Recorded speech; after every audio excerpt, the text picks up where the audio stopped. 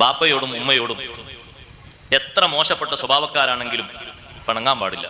നബി സല്ലല്ലാഹു അലൈഹി വസല്ലം തങ്ങളുടെ ഒരു ഹദീസിൽ ഉപ്പയെയും ഉമ്മയെയും ഒരിക്കലും നിങ്ങൾ അവരെ വെറുപ്പിക്കരുത് എന്ന് പറഞ്ഞപ്പോ തിരിച്ച് തങ്ങളോടൊരു ചോദ്യം ചോദിച്ചു, നബിയെ, ബാപ്പാന്റെ ഭാഗത്തുനിന്നും ഉമ്മാന്റെ ഭാഗത്തുനിന്നും ളുൽമുണ്ടായാലോ എന്നൊരു ചോദ്യം, അക്രമം.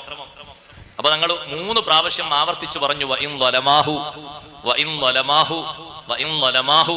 ബാപ്പയും ഉമ്മയും മകനെ ആക്രമിച്ചു, അന്യായമായി വല്ലതും പറഞ്ഞു ചെയ്തു എന്നാൽ പോലും ആക്രമിക്കാൻ പാടില്ല. അവരിൽ നിന്ന് ളുൽമുണ്ടായാൽ പോലും സഹിക്കണം, ക്ഷമിക്കണം. ബാപ്പയായി എന്നുള്ളതിന്റെ പേരിൽ ക്ഷമിക്കണം, ഒന്നും പറയരുത്.